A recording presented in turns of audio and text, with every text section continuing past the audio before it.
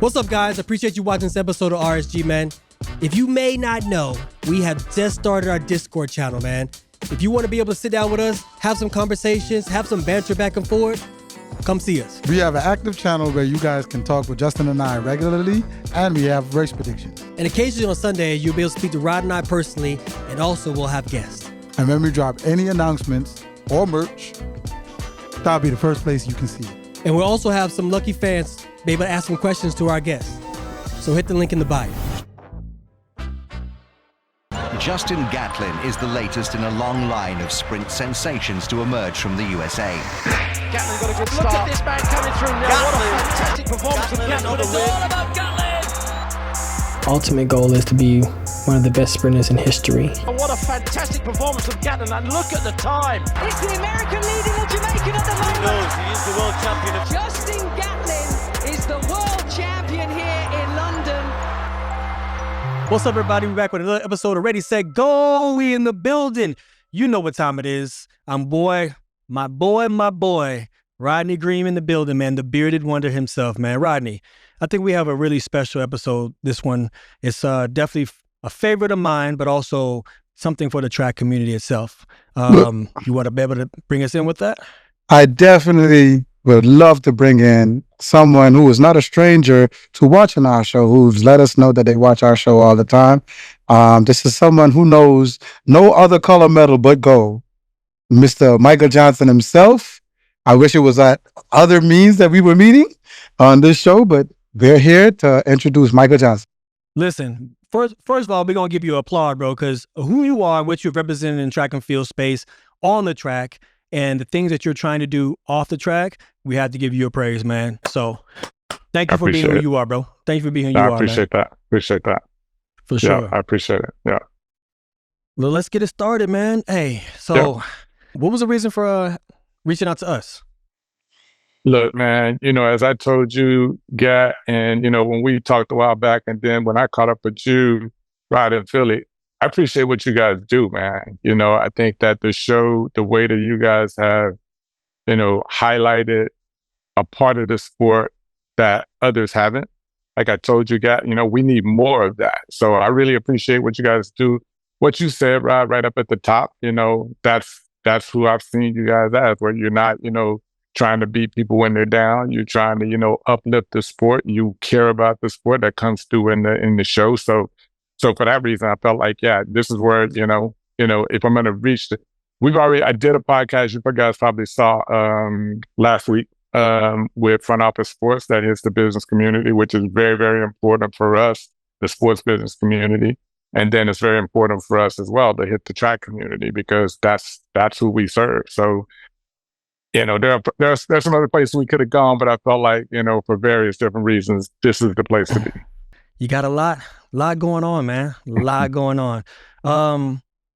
Walk us through the point of even you come up with the idea of Grand Slam. And I know you spoke about it before through the campaign and everything like that, but how did this come about? So we can kind of like circle back around towards the end and realize like your passion, this is a passion project, and how it grew to what it is today. Yeah. So, I owe everything I have to this sport. I've been involved with track as long as I can remember, and I've been able to be in the sport at so many different levels as a youth athlete, as a collegiate athlete, as a professional athlete, had the opportunity to represent the U.S. in 3 different Olympics, 5 different world championships. So as a professional for 12 years. And then I retired from the sport, went out to be an entrepreneur, and, dabbled in a lot of other different things, television broadcast for BBC for the last 22 years now, covering the major events, Olympics, world championships, et cetera, et cetera. I represented athletes, had an agency representing athletes back in the day. Tried to represent you, Gat, didn't work. But we tried. So I've been involved with the sport at various different levels and just seen it over years, and have always felt like this sport could be so much more. The athletes deserve so much more. I was very fortunate in my career, to be one of the few athletes that was able to go out there and make real professional athlete money. I was really fortunate with the timing of my career where, the best moment of my career, where it was a history-making moment, was an Olympics in the U.S. That was perfect timing. It was an opportunity for me to create a brand for myself, which I was able to do that paid significant dividends.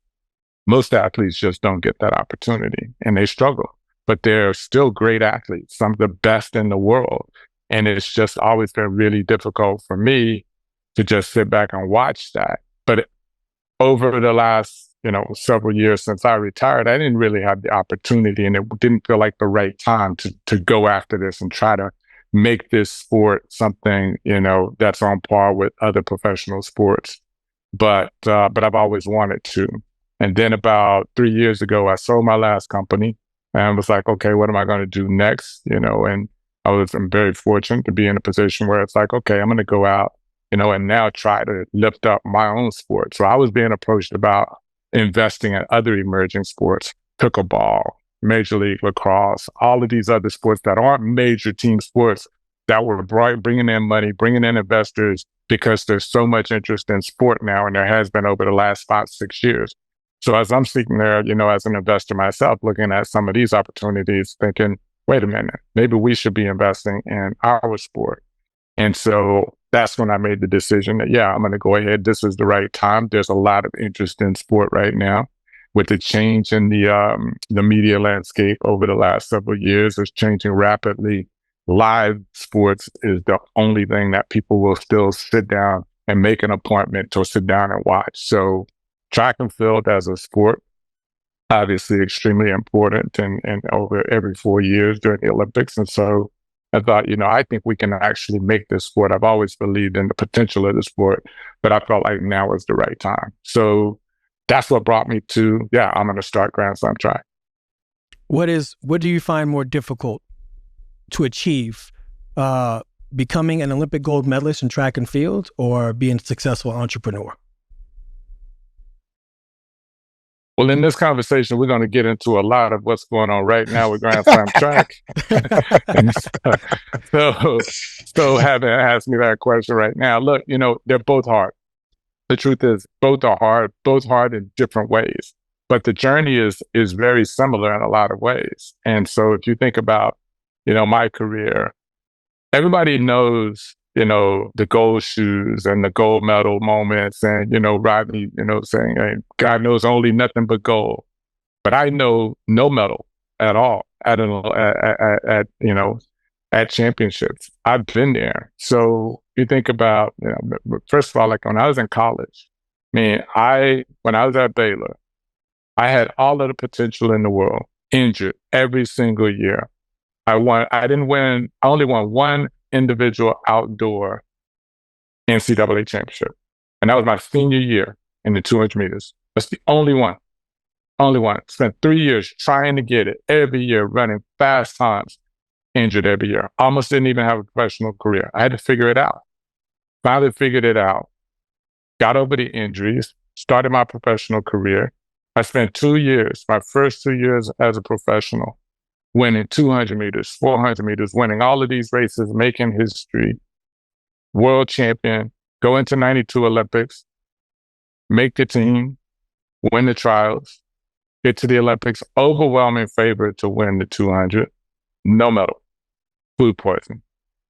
And what did people say at that moment? He ain't what we thought he was. We knew it was too good to be true. We thought for 2 years we saw this guy doing all of this stuff. We thought he might be the next Carl Lewis or whatever, but too good to be true. Obviously, it ain't gonna happen. It happened, but you got to overcome that. And like I say to people all the time in this sport, certainly, and this is one of the issues as well that I want to see change with this sport. It's really difficult in that moment, and this, guy. This sport, you got to wait 4 more years for your significant moment. Not next year, with all due respect to other sports. It ain't we'll try again next year. I'll try again next year. There is no next year. You may not ever get this opportunity again. And that's really tough, right? Mentally, how do you overcome that? I was able to overcome that by focusing on, okay, what's ahead of me, not what's behind me. I know what my potential is. I had a good team of people around me. And, people were saying what they wanted to say. They were saying what they believed. They could, they have the right to say that. But what I had to focus on in that moment was, how do I overcome this disappointment, this setback?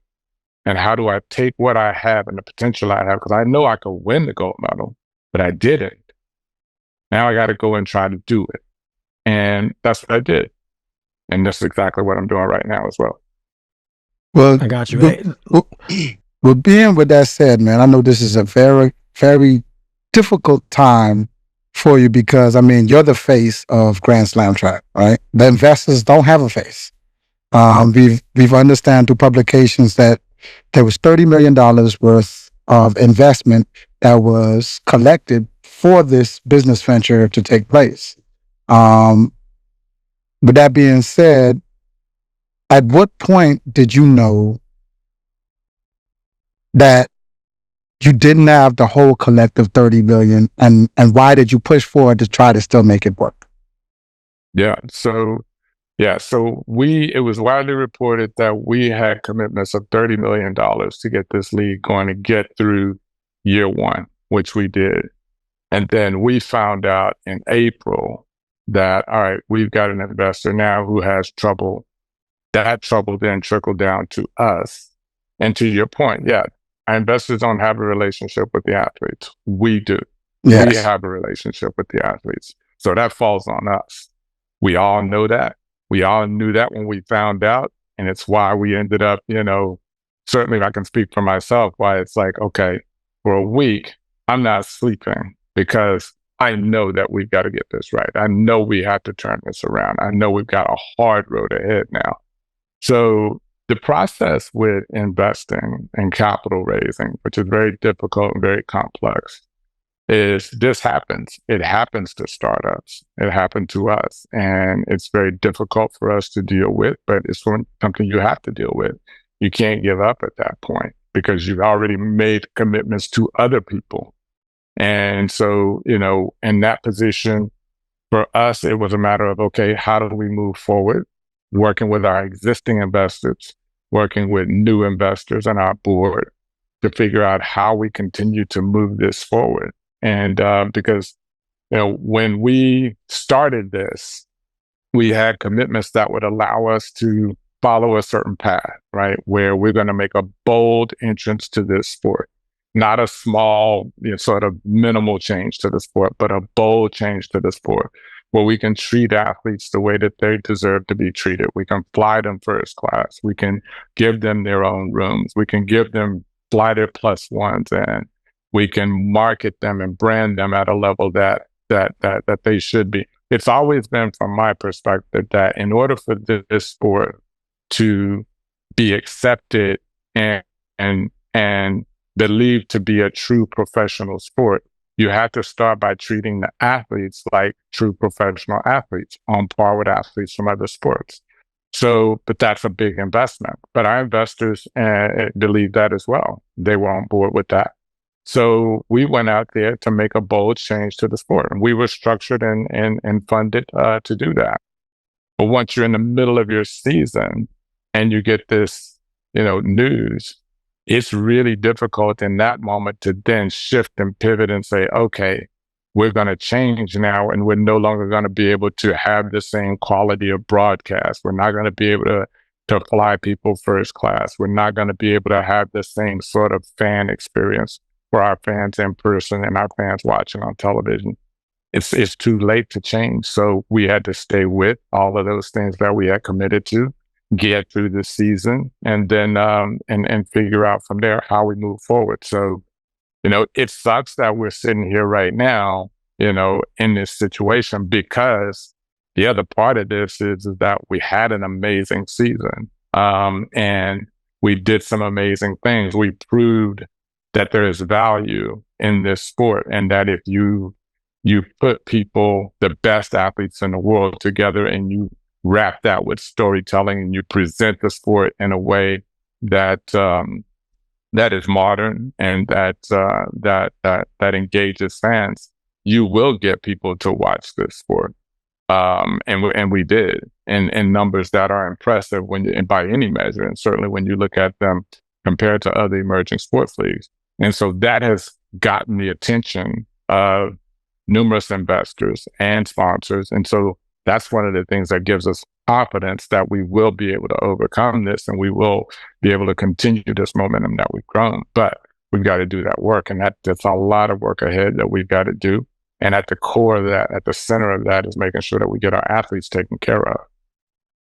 So, Mike, I did my own little research of trying to put some numbers together, because a lot of people are asking, where does $30 million go? You know what I mean?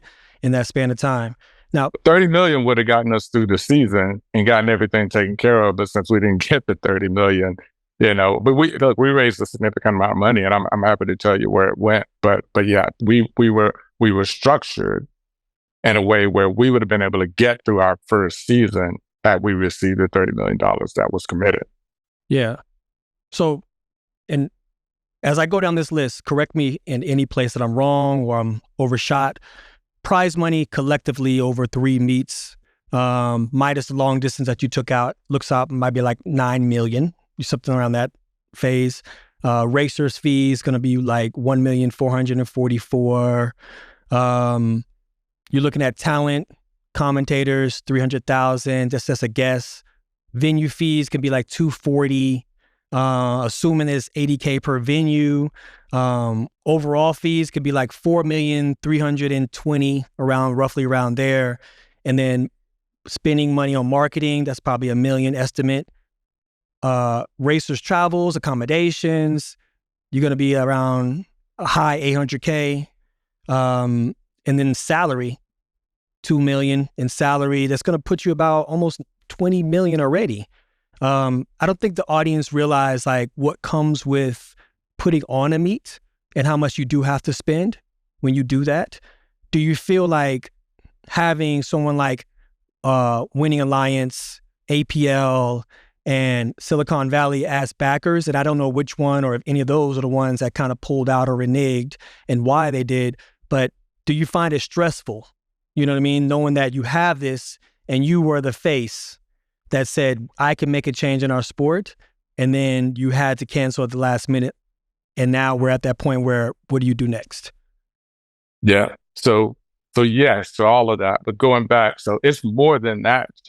Yeah, it's even more than that, because you have to remember as well, we raised the money at the end of 2023. So not included in everything that you mentioned was all of 2024. We didn't start spending money that we raised when we got to Kingston, Jamaica for the first meet. So in order to get people excited about Grand Slam track, in order to actually build the whole thing, so we had salary for all of 2024, right? So we had salary for, all of the folks that we brought onto the team, many of who left from other professional leagues to come over and help build this, were very experienced. Who came over to help us build this. So we've got those salaries. We've got marketing to build up the league and build a brand. You've got legal and operating costs in order to actually, and consulting fees and all sorts of things to actually build this and go out and then negotiate television rights deals that we were able to do, and go out and negotiate sponsorship deals, and negotiate venue deals, and to vet venues. And the venues actually are a little bit more expensive than you mentioned, but then there's also venue build out. Like, a lot of people looked at it, and you guys probably did too. And, oh man, these venues look amazing. That cost a lot of money, but it's a good investment. It's an investment because the thing is that in order for this sport, and the reason we have interest right now from investors and new sponsors, major sponsors, and the reason why they're excited about Grand Slam track is because they saw the sport in a light that presented it in a way that they hadn't seen before. They saw it presented in a way that put the athletes on par with other professional athletes and other professional sports, and it created excitement. So I don't regret that. Those costs they're significant. I don't regret that they are, but that cost is significant in order to actually make a bold step with the sport, create a new league from scratch. Those costs are significant. So they were. to your question about stress, absolutely. It's it was this was stressful from the very beginning, but it always was going to be. When you're trying to start something new, and this isn't the first time I started a new venture, it's always stressful. But in this situation, it's also stressful because you're trying to change a sport or trying to change a system that's been the same way for so long. That's not easy. But it's worth doing. And everybody that joined our team, they knew that. They knew that and still said, sign me up. I'm all about it. It's worth it. And we still feel that way. We still wake up every day thinking, feeling like, this is worth the fight. And we're going to stay in it. We're going to continue to fight. We were dealt a blow and it was significant. And it's tough because, as you said, I'm the face of the league. Our team feels the same way. They stand right there as well, and we are the ones that have the relationship with the athletes and the fans. And at this moment, it's very stressful because we know that, we got a lot of work to do to earn their trust back. We've got a lot of people that we got to absolutely get paid. And the top priority is literally what I go to sleep every night thinking about, what I wake up every night at 2 a.m. Pretty much every night, I wake up again at 2 a.m. I'm thinking about this, and then what I wake up in the morning with, and it's just what we got to do. I've always felt like, I don't have the luxury of getting everything my way and everything being easy. That's just life. It's hard. It's tough, and but I've been through hard times. I've been through tough times, and I put myself in that situation. I signed up for it because I wanted something. I wanted to be an Olympic champion. I wanted to be the world record holder. So I signed up for those tough times. And this is the same. I wanted this change for this sport. I felt like the sport deserves it, and I felt like we can do it. So I signed up for it, and this is part of it. I think, that saying, you got to take the bad with the good. I think that just like, the journey I had with my career, and at the end of the day, there's a lot of good, and that's all everybody ever talks about, but there was a lot of bad, and I took the bad with the good. And I think that's going to be the same thing here with Grand Slam track.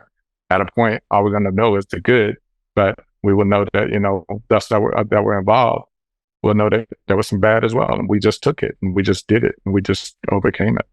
I want to say this as a side note. Little known fact that I'd never even told you, I actually, in college, you were my inspiration, bro. I read your book from front to back. You know what I mean? And because you're hearing some of that stuff now from it, right? That's what I'm trying to do. Yeah, all that. You're bringing it back to me. With that being said, and I know the youth athletes in this generation, they'll say the numbers weren't numbering.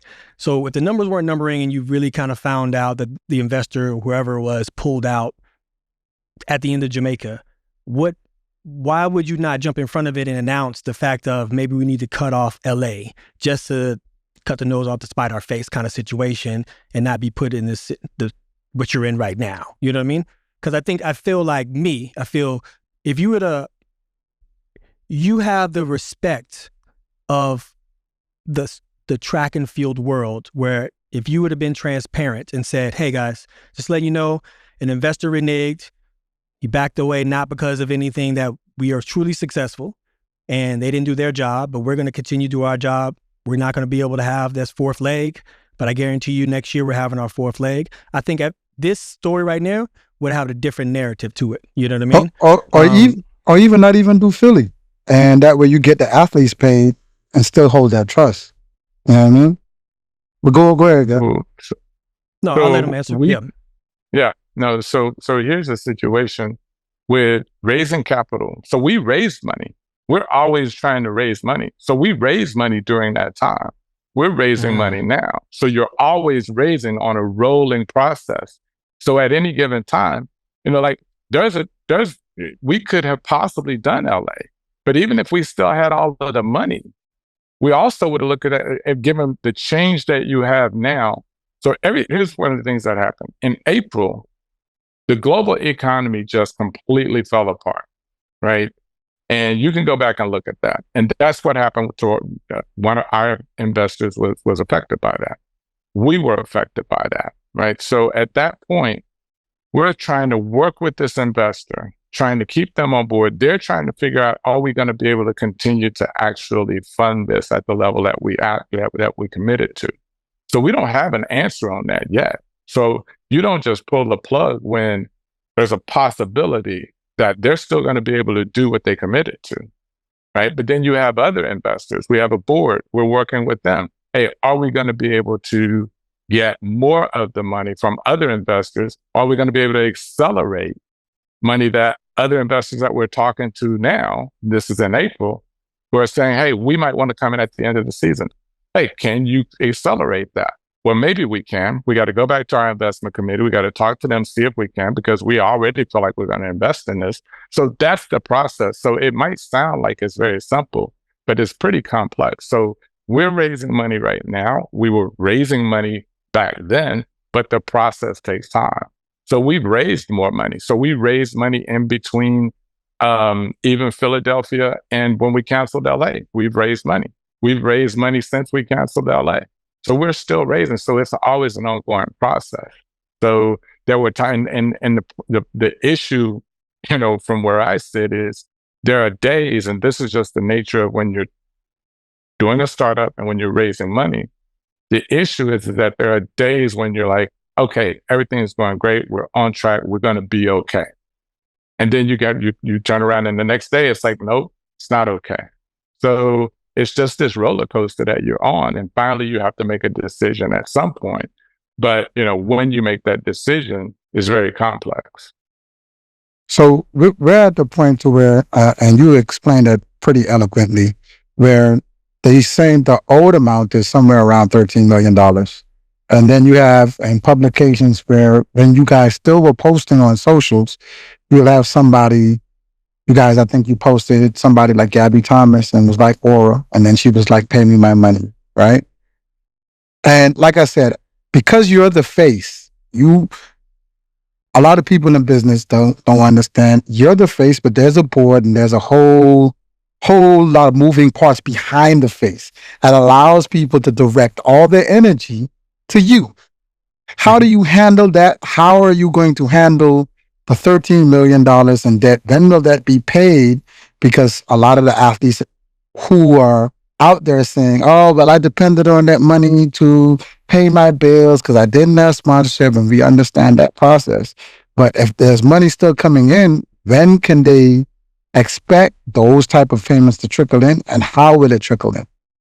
Yeah, so we worked with the athletes through their agents. We worked out a payment plan with them that we're working on. We're very appreciative of all of their patience. They have been patient, and we absolutely appreciate that because we understand the difficult position that we put them in. So we're working through that with them. And we're going to try to get this right as soon as we possibly can, but it is a process, and we've explained that process to them, that we're constantly out there talking to investors. The good thing is that we have significant interest from investors, but these things take time. When I raised the original funds for this venture, that took 8 months to raise that. But the difference is, then I was raising money based on a theoretical league that didn't exist with no product to actually show, versus now where people have seen the product. And we're able to show them what this looks like, what it feels like, what the product is, how it worked, and the success of it. So it should be a lot easier than it was then. But none of this is easy, and made more difficult by the fact that, as opposed to just being able to talk to investors now about, this is the greatness of the league. This is what we did. This is how it, showed up on TV. These are the metrics and all of those things. We're also having to talk about, why we're in this position, which makes it difficult. But we're confident that we'll get through it, and we're confident that we'll get everybody made whole, and then we'll be able to get on to a 2026 season. You took a strong stance of being the savior of our sport. And we know that our sport can definitely use a facelift in a lot of ways. And me being there personally to multiple Grand Slams, I love what you did. I love how it was set up. I loved how it was executed. It was done in a grand fashion. It wasn't just the athletes getting a great experience, the audience got a great experience. It was very balanced.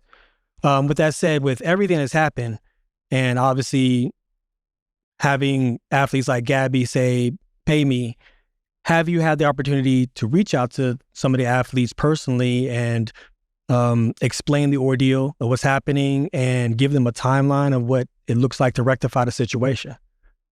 Yes. So one of the things that we tried to do from the very beginning, even before this, is just, have that relationship with our athletes where they hear everything from us first. So everything that I'm telling you, they've heard.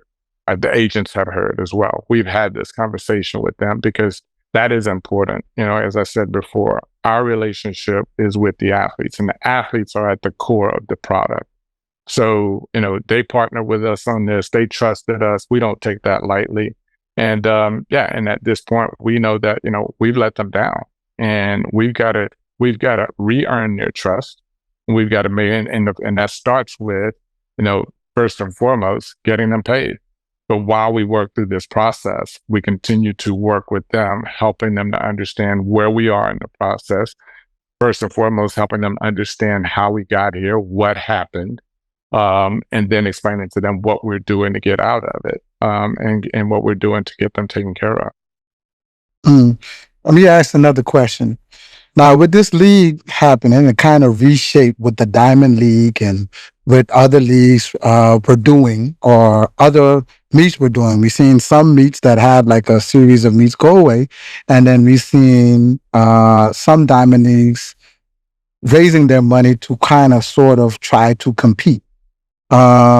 Did you make enemies with the World Athletics and some of the Diamond Leagues for starting this league? Are you still good overseas because you're a competitor now, or are they more of an alliance? Is they complementing the Diamond Leagues and everything else? How would you shape your answer on those questions? My answer on that is, my perspective on that is still the same as it was before, before we even launched. When I first said I was going to do this last year, there was all sorts of chatter about, whether or not, this versus the Diamond League. And of course, in this sport, we all love competition. And so there's always, from a fan perspective, everything is a competition, right? Because competition's at the core of the sport. But we've never seen this as a competition between us and the Diamond League. We've never seen this as, that when, and I've said that from day one. We don't see the Diamond League as competitors. We do believe that U.S. athletes and athletes who are based here in the U.S., which many athletes who are not, representing the U.S. are based and live here and train here in the U.S. And it was not by mistake and not by accident that we put our races in April, May, and June at the beginning of the season, when athletes are typically staying here in the U.S. And so, this is something that, we had, I think one of our meets conflicted with a Diamond League meet. I think that was maybe the Paris meet, but I'm not even sure. No, one of the Chinese meets, right? We've worked with World Athletics. We have a relationship with World Athletics. And we've worked with World Athletics to make sure that from a calendar standpoint, that there aren't conflicts on the calendar between our meets and Diamond League meets or other Continental Gold Tour meets, and et cetera, et cetera. We have a commitment to them. They have a commitment to us that we're going to continue to work on the calendar to make sure that there isn't that conflict. So look, I think there were over 13,000 athletes or something around that number that competed on the Continental Gold meets last year on the Continental Tour. All those athletes need somewhere to compete. You're not going to, so there's a lot of talk about whether or not we have, whether or not there's too many meets. There's a lot of athletes in this sport, and they all need somewhere to compete, and they need competitive opportunities.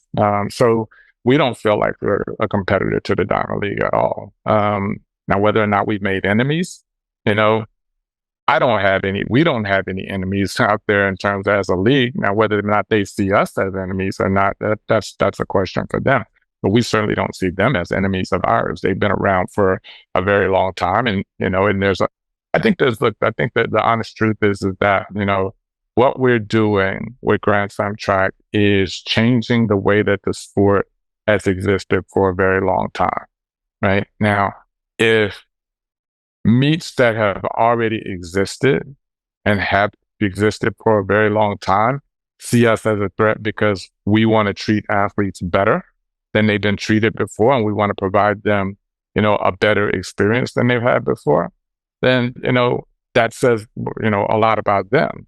But our intentions are to give athletes an opportunity to compete at a level that is consistent with how great they are. And that's what we're trying to do with Grand Slam track. And that's what we'll continue to try to do, to elevate them, to market them and help them and partner with them to build their brands, but also give them opportunities to go out there and have fun, which many of our athletes said they did this year. A lot of athletes came up to us and said, hey, this is one of the best competitive experiences I've had. I feel like it's easier to compete. Look, we owe them their money. No doubt about that. I don't want anybody to mistake that we're, that anything I say about any of the positive things that we've done this year are going to negate the fact that we've got to get them paid, which we're committed to. In addition to that, their experience this year, given what we did, was a positive experience because that's what we set out to do. We talked to the athletes. We spend a lot of time with them. What's important to you? And athletes told us things like, hey, help me build my brand, provide me the content, that so I can post on social about my performances and connect directly to my fans, which we've been able to do in a way that they've never experienced before. I want to have my content crew with me on the track, with me at the meets. Absolutely. That's going to help us build this sport and build this brand. We understand that. And so we partnered with them in that way where their content people have the same access as anyone else. Being able to, athletes told us, hey, being able to have my own room and not having a room with someone else that I don't even know, or maybe even my prime competitor, right? Gave them a better experience, made it easier for them to compete. Getting on a plane and flying an hour and a half to go compete and flying first class as opposed to flying coach, all the way to the other side of the world, and getting only $500 or whatever in travel reimbursement and worrying about, well, if I don't make enough, in my place in the meet, wherever I finish, I may not be able to cover their travel. We booked all of the travel for the athletes and their plus ones, booked their travel, booked their hotels. They didn't have to worry about any of those things, their meals, all of that we took care of, which gave them a much better experience. And we're going to continue that. But if there are other meets who feel like, that's a problem, then you have to ask them, why is that a problem that we're trying to provide a better experience for the athletes? I think it's a problem for the other meets because of the market rate for a certain level of athlete is 20,000, and you have 100,000 over here. It poaches the athlete to say, well, I was going to this meet every year, and I'm good with this meet director. Meet director knows me. I know I can fill seats. Maybe he bumped me up to 30 grand. That $100,000, once I look at the field, if I know I can beat them and get 100,000, even if my parents' fee is 50,000, I'm going to go try to get this 100,000. So it moves me from that Diamond League to you. But they don't like that because if the margin is so big, if it's 20,000, you'd be like, Mike, you could do 30. You don't have to do 100 because now that moves a lot of the 1%ers from them to you. And they might not be cool with that, which could create an enemy. I get that. I get that, but I think these athletes deserve it, and we're going to keep working for it. I think that I think it's what they deserve, and I think we've proven that they do deserve it. And when you get them together and they compete the way that we got them to compete, and you storytell around that, it creates a situation where you think about, how are we able to get this on Peacock and the CW simultaneously in the US when the Diamond League went to Flow Track and couldn't get back on NBC and people were disappointed, right? How were we able to do that? Well, we were able to do that because we have the best athletes competing against each other. Ultimately, when you're building a league, that starts to turn into significant revenue. The athletes deserve that revenue. They deserve that. They deserve to be paid at that level. And that's the cycle. In the model that we are working from is one where instead of us saying to the athletes, hey, you guys come over here. We're not going to pay you very much, but you come over here, and if you do this, I promise you the money will come, and then we'll give it to you. We raise the money, to be able to pay the athletes up front first and then go back around because they deserve it. This is not for them to fix. It's for us to fix. Now, we need their support, but we're going to fix the problem with the sport. That's the very reason for Grand Slam track existing. Now, somebody asked me the other day, what do you guys think that you may have made any mistakes this year? Maybe we went too fast. To your point, Rodney, maybe we went too fast in hindsight. But it's not, but the only reason we would not, continue with the plan that we have is because everything has changed from a financial standpoint now. And that might force us to have to make some changes, but we wouldn't change simply because other people in the sport don't like how much we're paying the athletes if we think the athletes deserve it. I think that we don't want to overlook the fact of what Grand Slam has brought to the table. Also, is you move the needle in the sport.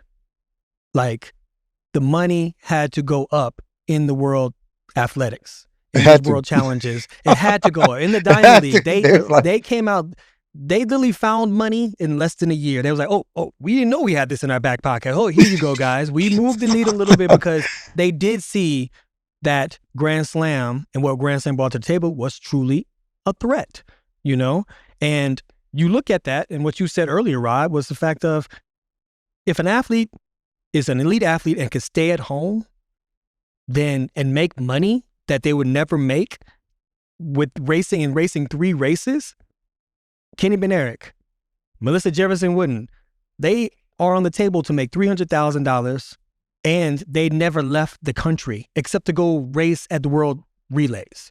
Other than that, they lived the dream of what Mike was talking about, right? So I think that I don't want the audience to not realize like what Grand Slam brought to the table. It brought pressure. It brought the pressure of the fact of it moved the needle across the board in track and field, and actually it got people paid who weren't even in the Grand Slam, got them paid more money. More, yes. So to another point of yours, Justin, what I don't want people to miss, none of the athletes who were a part of Grand Slam complained about Grand Slam until the money situation. Their treatment at the meet, they said it was the best. How they were flued in, you know what I mean? They said it was the best. How they were taken care of, food-wise, they said it was the best. So it's not the concept, it's, okay, you lost the sponsor. And another thing is like, when they call it grand scam, right? I hear that. But if I follow the dollar, somebody would have to be benefiting from the scam, right? And somebody would have to be, you know what I mean? If you file for bankruptcy and then the money, you don't know where the money went, the terms of you still trying to put this league on next year, it's like, okay, if he's scamming, why would he try to carry on with it into the next season? Because that would be a problem again in the next season. So I don't know. If you scamming, I don't know. If you want to address how they're calling it grand scam, Mike, you let us know. But in my head, I was like, there's no benefit. This guy is putting his face, going on media publications and trying to explain himself. I don't know. Everybody who scam or who does fraud, they take the money and run. They have some type of luxury lifestyle and they run with the money, being found out later and go to jail. So, Mike, I don't know if you want to address that. Yeah, look, this is very simple. We got to pay the athletes their money. And, we ended up in a situation where one of our investors, wasn't able to meet the complete commitment that they had given us, right? So they left a hole. We got to fill that hole. And that's on us. So we have to take the shots, right? We have to take the shots. If people want to call it whatever they want to call it, who are we at this point where we sit right now, given the situation, the position that we put these athletes in, to argue with anybody? We just got to go get the work done. Right now, as I said before, the good thing is that we have significant interest from investors and sponsors in this league because of all of the positive things that you guys just mentioned that we were able to do, because that showed what this sport can be. It showed that it is a dynamic sport if it's presented in the right way and people watch it, they want to watch it. Yeah, I mean, the way that we presented it on television, our television production, I think that, fans loved it. And that shows, what this sport can be. And for that reason, we have that interest, but we got to go and get that done. And until then, we don't sit in a position to argue with anybody. I mean, look, it's not, nobody's getting rich off of this, as I mentioned to you guys before, and Justin laid out the numbers, and it's even more than that. This stuff costs money, the money went to, and a lot of the money went to, these athletes did not have to, worry about where, booking their flights and getting reimbursed later for upfronting their flights. We paid for their flights, sent them their tickets, and flew them there. Plus one. Whoever they wanted to bring, spouse, coach, agent, whoever they wanted to bring along with them, right? Put them in hotel rooms. We paid for those hotel rooms, meals. We paid for all of those things. Branding the athletes. We partner with our racers, who you guys know we signed way back in the fall of 2024. And so we have partnered with those athletes and helped them build their brand from a marketing standpoint. A lot of ways we've been their marketing agency, their content agency. We've been that for them. All of those things cost. So that's where all of the money went to, that we did raise. And then being able to present the broadcast in a high quality way on par with other television broadcasts of other professional sports. Those things cost. Building this whole thing costs. But again, it's, you have to remember as well that, we didn't just start spending money the week before we put on our first track meet in Kingston. We started spending money to build this thing in January of 2024. So a whole year of building. And so in all of those things cost. But again, what we got to focus on is not what people are calling us, or what the speculation might be. We got to focus on getting the work done, get people paid, get this thing back on track, because we feel like it's worth it. Go ahead, Jess. I was going to say, has anybody got paid yet? I mean, you so you fit the have, bill for travels and accommodation, everything, which is a big bill. We went over the numbers, but has anybody got paid yet? Yeah, so we paid athletes one payment. We're about to make another payment, and then we're going to continue. Like I said, we worked out with the athletes through their agents, a payment plan that is not going to get them all paid, all of this upfront. And that's another thing. One of the things that we wanted to be bold. We wanted to change the sport because we felt like the athletes deserved it. And one of the things that we did is we went out there and said, these athletes, like I said, we talked to the athletes before we even launched this league. One of the things we talked to, what's your frustration? Those are the questions we asked them. One of their frustrations was it takes sometimes up to a year for them to get paid for meets. We're like, that's ridiculous. So we committed to paying them in 30 days. And now we're not doing that. So, and we get that, right? That the irony of that we're trying to actually change all of the things that are the frustrations of these athletes with the sport. That is the very reason for Grand Slam to exist. Trying to change the system, trying to change the frustrations of the athletes, trying to change their treatment and get them treated in a way that is consistent with how great they are. That is our commitment. And we've fallen short of that ourselves. And that's really disappointing to all of us. It sucks. It absolutely does, because it was never our intention to go out and take advantage of anyone. To your point earlier, Rod, like if this was, one of the things we had to look at is, did we care too much about trying to change the sport and not enough about being a really good business? Because if we were just focused on business and just making some money, as much money as we could out of this, we could have said, well, we don't have to pay them $100,000. They're already happy flying coach class to Europe, and having to foot that bill themselves and getting a little bit of reimbursement, and they're making $10,000 for first. So we could just up that just a little bit and then keep the rest for ourselves, right? But that's not what any of us wanted. We've all focused on, well, what do these athletes deserve? How do they deserve to be treated? Because we all know how great they are. We know the potential of the sport when you actually take these great athletes and you put them in a structure that actually appreciates them and presents them in a way that is modern and on par with other sports, which is what they deserve. We believe that potential is great, and we're seeing that. And but yeah, it's disappointing that we set out to do something on behalf of the athletes, and now it's not lost on us that we sit in a situation where now we owe them, and we've got to make that right.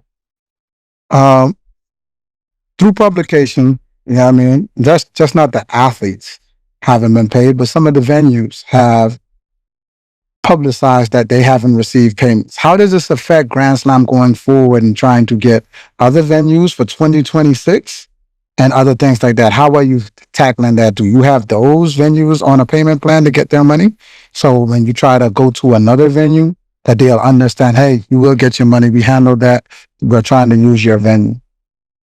Yeah, I think, and from a business standpoint and business to business, which is a little bit different, people understand that, you go through, issues from a cash flow standpoint, which is what we're going through now. Ultimately, you got to get that right. And once you get that right, you're good. You're fine. We have to be in contact with them, which we are, to make sure that they understand why we're in this situation, how we ended up in this situation, that we're not stiffing anyone, and that we will get them taken care of. Most from a business to business standpoint, most businesses will put you on a payment plan and work with you and say, okay, when as your cash comes in, as you get more in, you will take care of us. And as long as you keep doing that, we're good. So that's what we have to do. But, again, we've got to stabilize the situation. There's no doubt about that, before we can move on to 2026. So, and we're not getting ahead of ourselves. Our number one focus right now is on getting this situation taken care of and getting this situation stabilized so we can then move on to 2026. Will a new investor have to fit the debt that Grand Slam has as they come in? Like when you pitch to a new investor, being that there's publications all over about Grand Slam and what they're going through, as you solicit to a new investor, will they have to say, okay, if we give you this money, are you clearing your debt with this money rather than using it for the next calendar year? Yeah. Is that what's going on? It's both. So look, I mean, investors, and one of the reasons it takes so long is because investors go through a diligence process where all of the financials are laid out, where they can actually pour over all of the financials and understand, what's happening here, what happened there, and what are the new funds going to go towards. But this won't be the first time that many investors have come into a situation where it's like, okay, you didn't have funding during this particular part because someone didn't fund their part.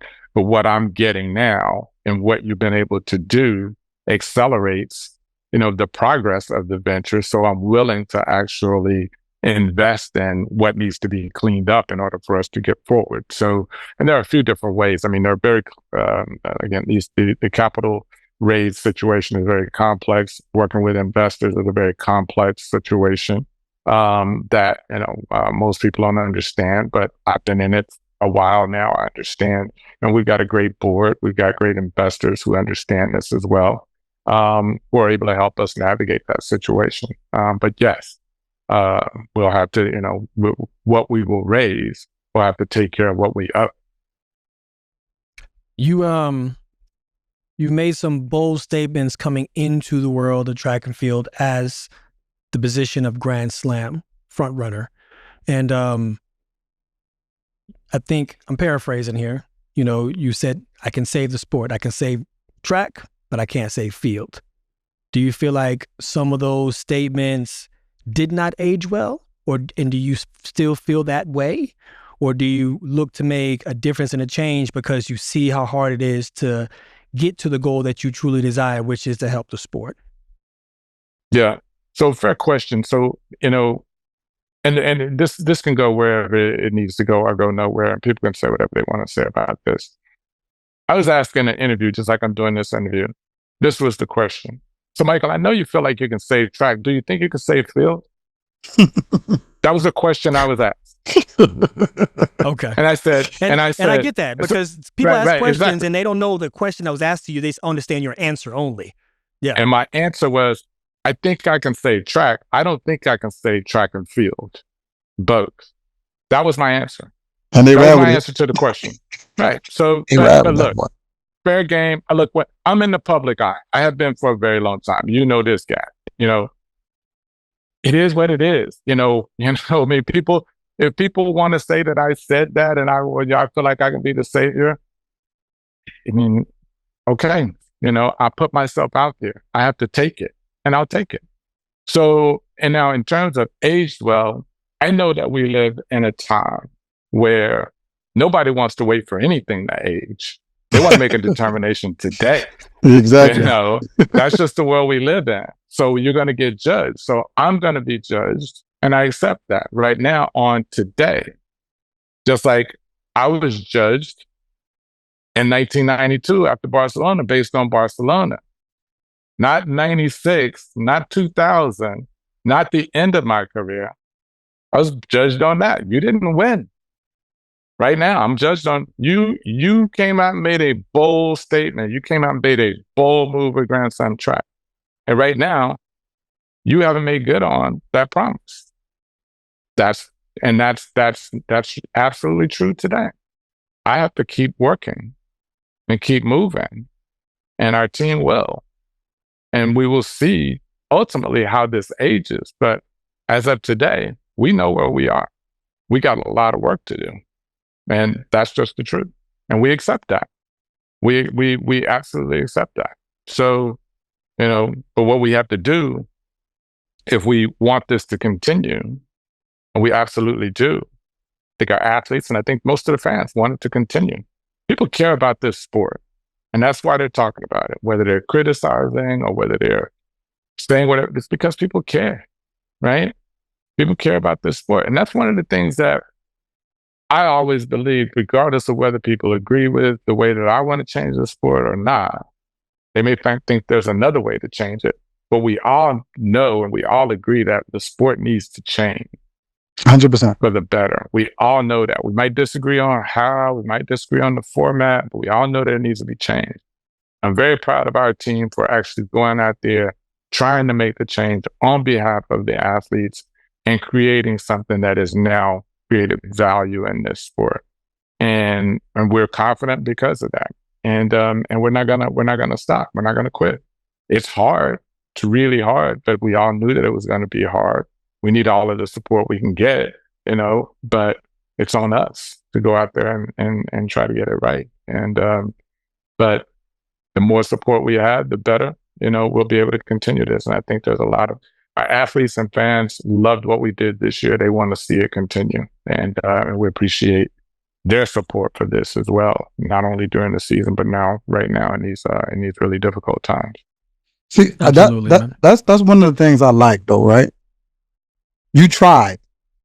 Now, everybody who's going to be critics aren't the people who tried. Aren't the people who tried, who had their hand in the sport in some type of way to say we were going to make change or try to make change, or who could put their money where their mouth is. That's what a lot of critics are going to do. They're going to sit back and be like, oh yeah, you can't do this, or not trying to figure out a way to help.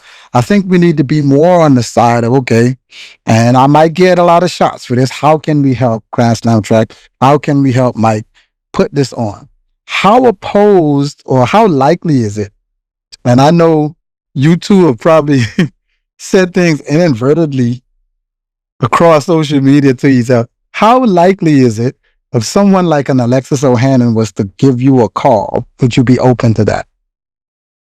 Look, and this is even before this, I'll talk to anybody in the sport and have. So you talked about the Diamond League earlier. So first of all, just to answer your call, your question directly, I'd pick up the phone and say, what's up, man? Let's talk about this sport that we all care about. Yeah, we all might be different in terms of how we want to approach the change in the sport, but we all want to see the change, the sport change for the better, right? So Diamond League, you talked about that before, whether or not they're an enemy. I've had conversations with Diamond League organizers about how we can work together because they want this sport to change too. They're in a very difficult position and have been for a very long time. And it's not easy for anybody to go out and change in this sport because this sport is in a very interesting position, and has been for a very long time. And that's a whole nother conversation for us to have on another day. But just the dynamics of the sport make it very difficult to get it out of the position it's in. When something has been entrenched for so long in the way that it is, it's very difficult to get it out. But no, I've had those conversations and happy to have conversations with anyone who also wants to see this sport change for the better. That's true. And do you consider yourself an investor into the Grand Slam? I am an investor in Grand Slam. I mean, look, I have my own money in this. So I'm the worst scammer ever. If you, that's what I was saying. That's like scammers run off on the plug. I mean, I have because I believe in it. Because I believe in it.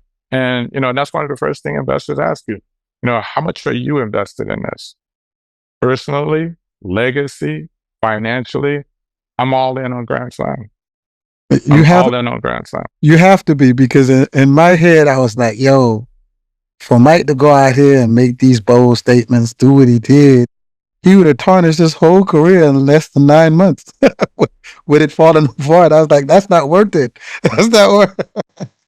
But you know what though, Rod? I think look, I'm at a point in my life, and I have been for a while now, where, I want to do things that I feel like are worth it and that are bigger than myself. And I've done that before. I don't talk about those things much. But that's what I've done. I'm not attracted to easy things, when you go up and say, hey, people told me when I was competing, I didn't win back to that same example. I didn't win the 200 at the Olympics. If you leave this sport without an Olympic gold medal, right? And if you have the potential to win one, and you leave without one, not because you weren't good enough, but because you failed at every Olympics, that's terrible. It's a fear that we all, if you don't win the first one, it's a fear that you then walk around with, until you win one, right? I didn't win one in 1992. So the first time I said to people, hey, I'm going to try to win 2 of them in 1996. I'm going to try to win the 200 and the 400. People said, you need to play it safe, man, and just win one. You don't have one yet. It's just not what I do. I'm not attracted to easy. This was always going to be hard. And it is hard. I respect that. But what I'm more so respect, you speak of those events, but a lot of people don't know you had to teach yourself to walk again. An Olympic gold medalist who was once labeled as the fastest man in the world and everything else, who went through something medically, who had to teach himself to walk again. You don't talk a lot about that, and I understand possibly why, but you going through those hard times after all the achievements that you meant and trying to get through this, I can see why someone like you would sit in that chair and be like, we're going to get through this. I've been through worse. I can get that. And I salute you. Yeah, I mean, I've been through worse. Yeah, I mean, and it's not right. It's not that I don't talk about, look, I had a stroke back in 2018. Yeah, I had to learn how to stand and walk again. Couldn't walk, couldn't run, couldn't even stand. And it's not that I don't talk about it because it's just something that's a sore subject for me or anything like that. It's part of my life. It's part of, it's something that I'm really proud of my ability, how I was able to get over it. But I was able to get over that for the same thing. It's like, I've been through tough times before, right? And a lot of the things that I learned as an athlete, the good and the bad, how to get the best from myself as a person. I learned that as an athlete. You have to be able to figure out when you're, in those moments, you know this in the call room, before you're about to go out on the track, and that in 9 seconds or 19 seconds from the time that gun goes off, you're either going to be the gold medalist or you're not. You have to know how to get the best from yourself in that moment, because it requires the best from you. I learned that as an athlete, and that's what helped me to be an entrepreneur, a successful entrepreneur. It's what helped me get over my stroke. And it's the same thing that I believe will help me get through this and help our team get through this with Grand Slam track. because I know how to get the best for myself, and our team, they believe in this as well, and they know how to, how we need to focus, which you also learn as an athlete, how you just focus on the things that are consequential to the problem and the solution, as opposed to things that aren't, and how you just focus on that and try not be distracted. And that's what it's going to require from us. And so yeah, no, I appreciate that, Rod. And yeah, I mean, I have to give our team a lot of credit because it's been really tough for them. Everybody believes in this. That's why they joined this team. And they believe in what we're trying to build. And they have been very, very tough in this circumstance. They've done a great job under very difficult circumstances, and they continue to. What's the environment amongst the team right now? Would you consider it stress, or do you consider it more determination, like to move forward? I mean, both. Okay. It's both. Yeah. I mean, look, they would kill me up there if I sat here and said, "Oh, we're not stressed. We're just like, they're all there, but we're all stressed about this. We're all, concerned about the fact that, yeah, these athletes need the money that they're due. We have a lot of people that were working behind the scenes, as well, that, were helpful with this, helped us with this, that believed in this. And they as well are, stressed, but also, know that in order for us to get to where we need to, we've got to focus on the future. We got to focus on getting it right. And there's a lot of work to be done right now to get to that point. And that's what, drives everybody every day, that, hey, we believe in this. One of the things too, that's interesting, to understand about the team is that we sat, for a year plus working on this, building this before we even had our first meet, before Kingston even happened. We spent time building this, working on it. And we built what we wanted, and we had an idea of what, from all of that work, of this is how we want it to look. This is what we want Grand Slam to be. Because remember, it wasn't a thing yet. So we get into the season, we have Kingston. Despite the rhetoric around Kingston and the hyper focus on how many people were in the stands, it's a 60,000 seat stadium. We had 8,000 in there Saturday. We had, I think, 9,000 in on one of the days. But regardless, the product on the track, we were all like, that's exactly what we wanted. First time we did it, we were like, that's exactly what we wanted. When you saw Emmanuel Wanyoni and Josh Kerr and Yared Naguse coming down the home stretch, and Emmanuel's taking it to the boys in the event, the 800 and the 1500, not his event, and now that you got to come back the next day, or 2 days later, and now, he's in his own event and they got to run the 8. It was exactly what we wanted, all of it from start to finish. Then we get to Miami. Now you got a full stadium, smaller crowd, but everybody's like, "Oh, that's great! I sold it out."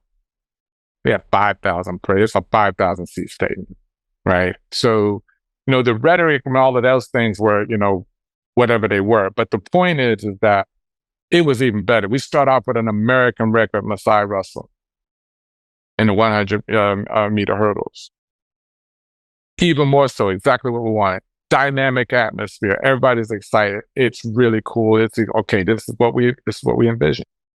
Then we get to to Philadelphia, rather. Then we get to Philadelphia, and it's everything, almost everything that we envisioned as we were building this, right? So, and we have potential investors there. We got potential sponsors there, and they're saying, "This is amazing. This is amazing. Let's get to work. See how we can continue this, right? How we can be involved with this." So that's what we're also focused on. So it's one of the things that's been really difficult for our team, myself included, is that we're having to sit here every day with these two realities. One, we got this absolutely jacked up situation where we had an investor not able to honor their commitment. It put us in a difficult position. We got all kinds of cash flow issues. We owe athletes money. We haven't been able to take care of them and get them paid the money that they owe. We got to deal with that.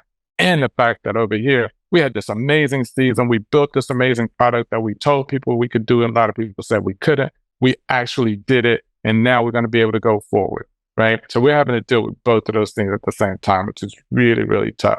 Because you want to just be able to deal with this one over here, but you got the priority is this other one over here. Do you feel that everything you're going through right now with Grand Slam is testing your legacy?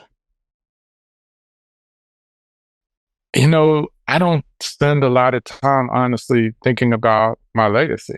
I really don't. You know, you never hear me really talking about, well, I want to be remembered this way or that way. It's just not something that I've ever really spent a lot of time on. That's for fans, you know, and people who, you know, debate those things and that will debate those things, you know, far into the future and far when I'm gone. That's for them, you know, to determine, you know, and everybody will have a different opinion. But if that was really, really important to me, it would have prevented me from ever even doing Grand Slam. Because I would have said, no, this is too risky. So, but that's not what I focus on. And I've always believed that, you know, this sport is worth it. If I can try to change it, I should. And so I am. And I'll continue. I think what happened with Grand Slam track, it actually helped some of the stars that are breaking out today, like even with bigger names. How you had it set up for some of the sprinters with the 200, 100, because they ran like 2 max races within a limited amount of days, allowed them to have these world leads and these great times based on how the coaches engineered their bodies to run the Grand Slams. Hence Melissa Jefferson, hence Kenny Bernard, hence Jareem Richards. Some of these people, Marilee Polino, that got their wheels turning really quickly to go out here and compete other places. So it helped the athletes in a way. It was very entertaining, and like any business, if you went to business school, everybody knows it's so hard for a business to strike gold on the first year. It usually takes about maybe 3 to 5 years for it to really move the needle or for you to see any type of progression. You're usually operating in the red or whatever like that. You could check any business. And people who are in business school will fully understand that. People who didn't go to business school will probably won't understand that. And I think that's where you are. Most of the general public, some businesses have these type of things, but they can be revived. And we are wishing that yours be revived. I think it was a great product watching it. But I'd like to know one thing. Moving forward, would there be less Grand Slams, or will the venues be different? Yeah, those are a lot of this. It's a good question. And always, regardless of what was going to happen, what happened, you know, from the financial standpoint, it was always going to be our perspective that we're going to finish this season, then sit down and focus on, you know, okay, what went right, what went wrong? Because to your point, with any business, you're not going to get everything right in the first years, you know, in the first year. You're going to have some mistakes, which we certainly made. You're going to get some things right, which we got. You're going to have a whole lot of learnings from the things that you did right, from the things you did wrong. We trialed some things this year to see how they worked. And so from there, it was always going to be a situation where we're going to sit down after the season, determine what worked, what didn't work, and where we should go from there, you know, in terms of the number of slams. Certainly we want to expand eventually, you know, whether that's next year or whether that's further in the future or whether we contract next year, you know, depending on how things work out. All of those things will be to be determined. Where we go from here in terms of venues and cities, all of those things are to be determined. And that was always going to be the case, regardless of this situation that we ended up in with this cash flow issue. That was always going to be the case that we were going to need to, you know, sit down and determine what's the best path forward for the league after this inaugural and sort of pilot season. I really feel, beyond all this is going on right now, Mike, I really feel like you hit the nail on the head with what you represent as Grand Slam for track and field. You have so many amazing stories that came out of it. Like, we would have never knew Akira Nugent could sprint. You know what I mean? Running 11.0. I mean, Ja'Cory Patterson never had the opportunity, didn't, unsigned. You gave him an opportunity. He goes out there and runs 43.9. Now he has a contract, and he's one of the front runners and jockeying for position to win at nationals. You know what I mean? So I think that these stories are being overshadowed by everything that is happening. But I want to give praise to the fact of you're helping athletes really accomplish what their dreams are, right? And I hope that Grand Slam comes back in grand fashion next year, and hope that you have a VIP seat for us, man, because we want to be there with you, man. No, I appreciate that, Kat. I mean, it's that's the thing for our team. You know, like every athlete, whether they were one of our 48 racers that we signed or the challengers, you know, our objective was to treat them like, you know, the great athletes that they are, and to give them the opportunity, not just the superstars. And that's one of the things that, you know, again, just talking with the athletes. What are your frustrations? Oh, well, it's only, you know, for a few at the top they get the, you know, the best treatment. Only the few at the top. Or you got to go and win a medal first before you can be treated, you know, well. And we wanted to give every athlete that competes in Grand Slam track that opportunity to be treated, you know, with the respect, to be treated as the professional athletes that they are and on par with other athletes. And we always felt like my position was always, if we do that, we're going to get some amazing performances out of these athletes, not just because of the prize money, but because they show up at the meets, get treated really well, transportation, meals, hotels, all of the different little things that impact on how you perform at the meet. If we do that, we're going to get some amazing performances. And we did, because we did treat them that way. We did give them those opportunities, and and it showed in their performances. And that's a formula that we feel like we got right, and that we're absolutely going to continue. So I appreciate your recognition of that. Oh yeah, man. Sure. Megan Tapper has become a favorite of mine. Well, watching her cry every time she wins. Whether it be a Grand Slam or a Diamond League. Yeah, I mean, but we wouldn't have known her story either. Yeah, you know what I mean? Her running without a deal. Too. I mean, like, you know, and that's one of the things that has really attracted investors and potential sponsors to Grand Slam, is that, you know, we're telling the stories of the athletes. This sport has so many various personalities, a wide range of different types of personalities. And so if you look at our social content, you know, has been extremely engaging throughout the season, because we were telling the athletes' stories and getting people to know who these athletes are.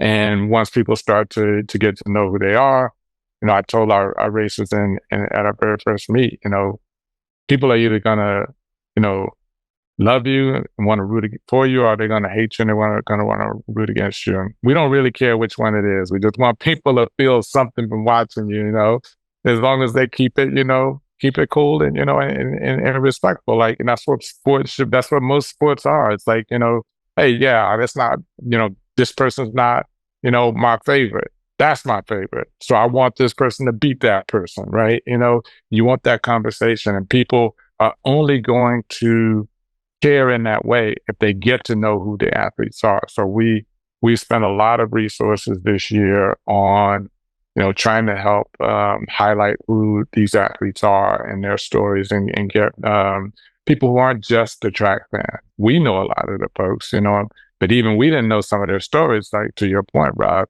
But the average person out there who may have watched the Olympics but then doesn't watch the sport after that, they don't know who these people are. And so trying to bring them in. And that was one of the other things that we're very proud of that we were able to do this year, is bring casual fans into the sport that typically would not watch it outside of the Olympics. And that's another thing that we need in order to change the sport and start to get more interest in the sport and get athletes paid and get athletes the sort of notoriety that they deserve. especially in the American market. I definitely think that's a good deal. The American market is one of the markets where track is not as noticeable as all the other sports outside of the Olympics. So that's definitely big on your part that you were the one who said, okay, you're going to do it in grand fashion. Now you have a lot of other guys who actually have track meets, but I think the way you did it, it earned a lot more eyes because you had the budget in the beginning to try and move to the Good Morning Americas and everything else to try to get it rolling. So I commend you on that and trying to break it in the American market. Which is also important and very important to us. This we're always at the top. I've always felt like, and I mean, and people have talked about this a lot. It's always kind of crazy that we're always at the top of the medal table. The U.S. team always at the top of the medal table, and then the athletes come home, and nobody knows who they are. The sport isn't on television; it's hard to find. And look, but then athletes from another country, everybody knows them. They're a national hero. Yeah, they can't. They barely go walk the streets. They get right, land.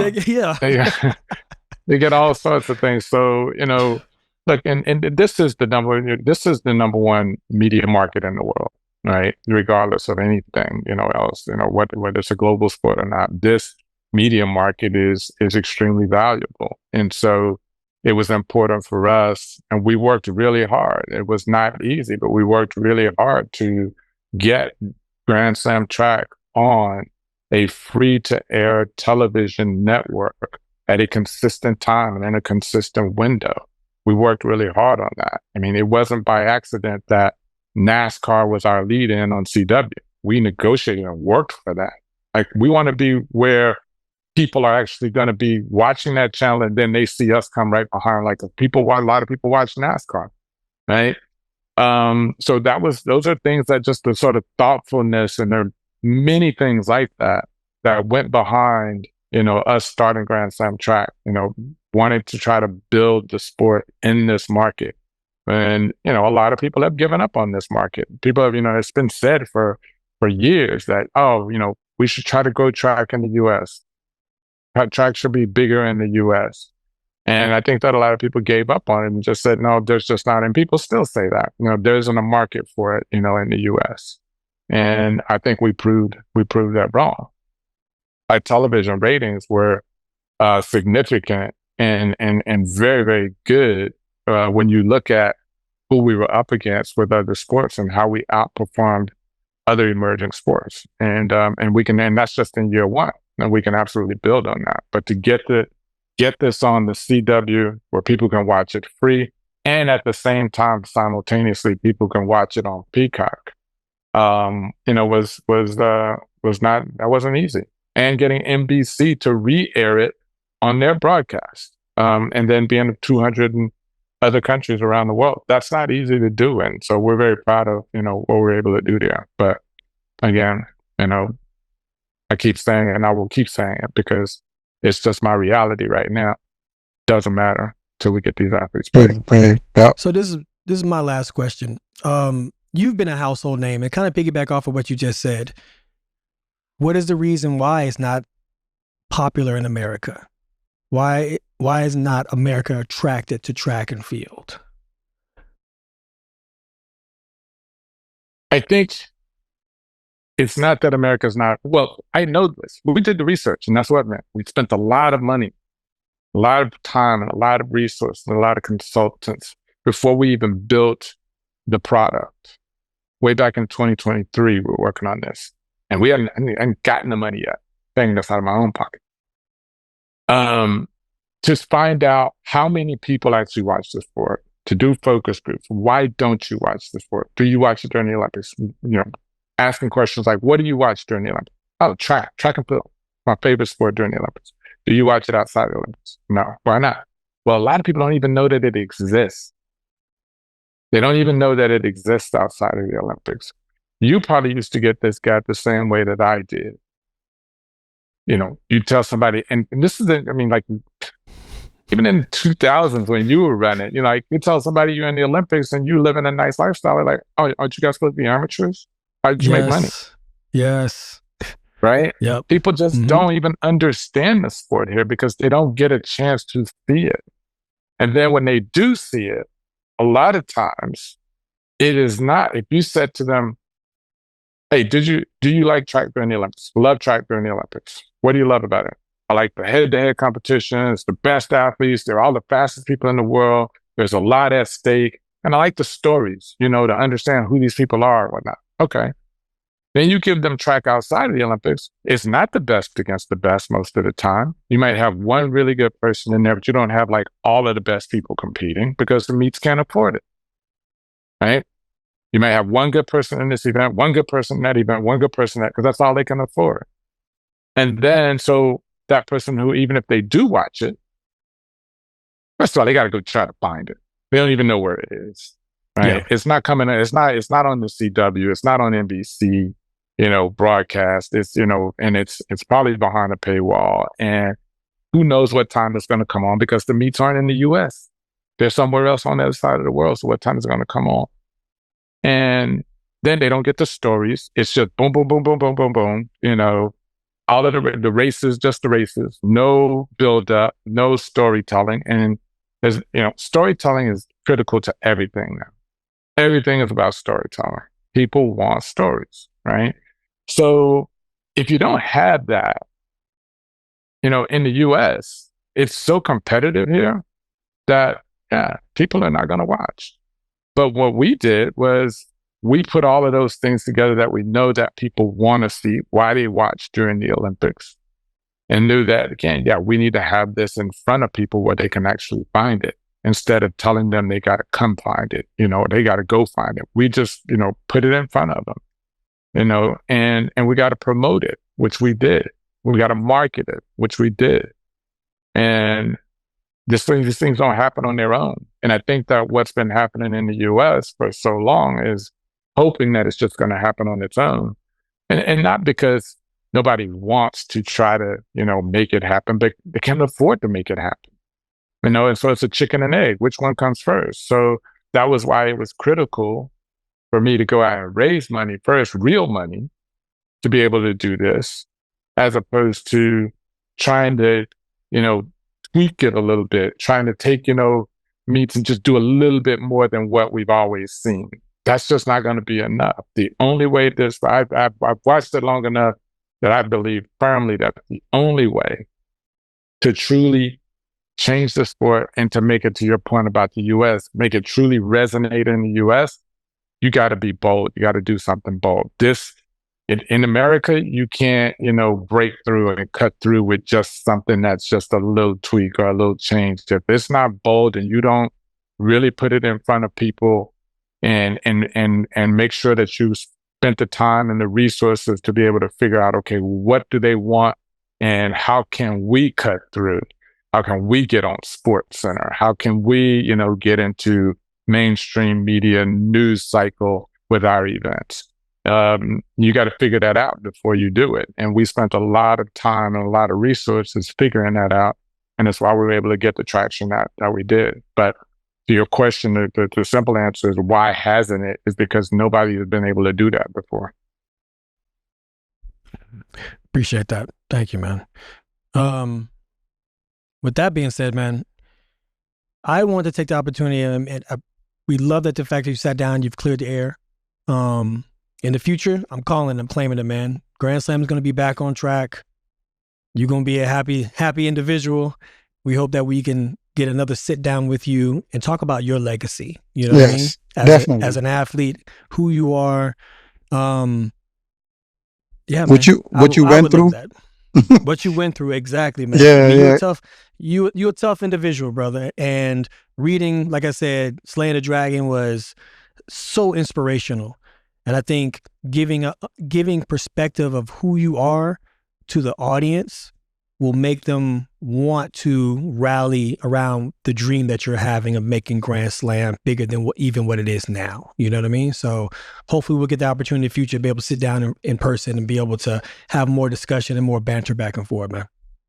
Definitely. I appreciate that, man. I appreciate you guys. And look, we're going to keep on grinding on this thing, man. And we need all of the support we can get. So, but we're gonna keep grinding one way or another because we think it's worth it. So I appreciate it and look forward to talking to you guys again. Yes, Doors always open. Always open. It's going to be a different circumstance next time. Yeah, for sure.